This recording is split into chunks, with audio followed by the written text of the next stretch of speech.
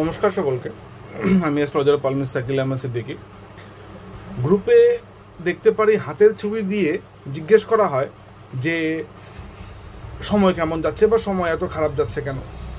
ব্যাপার হচ্ছে, সময় খারাপ যাওয়ার জন্য, সময় ভালো যাওয়ার জন্য আপনার রাশি, আপনার লগ্ন এবং আপনার দশা অন্তর্দশার অধিপতি মেন দায়ী। কিন্তু আপনার যদি রাশিতে 7.5 থাকে, আপনার কুণ্ডলিতে চন্দ্র এবং লগ্ন সাপেক্ষে মাঙ্গলিক থাকে, আপনার ঢাইয়া চলছে, আপনার কালসর্প রয়েছে, কিংবা আপনার কুষ্ঠিতে দশা অন্তর্দশা যার চলছে সেই লগ্নপতির শত্রু, সে ক্রূরগ্রহ বা পাপগ্রহ, সে ষষ্ঠ অষ্টম দ্বাদশপতি যখনই চলবে, এই দশা অন্তর্দশা প্রত্যন্ত দশা সূক্ষ্ম দশা প্রাণ দশায় আপনার সময় কিন্তু খারাপ যাবে।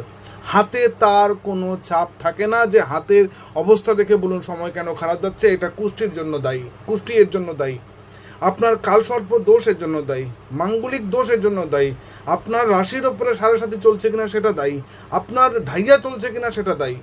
তো এই সমস্ত কিছু কিন্তু আপনার সময় খারাপ বা সময় ভালো। এবার সময় বৃহস্পতি আমরা জানি শুভগ্রহ, কিন্তু বৃহস্পতি ষষ্ঠ অষ্ট দ্বাদশপতি পীড়িত আছে, নিচস্থ আছে, নাশস্থ আছে, সময় কিন্তু খারাপ যাবে।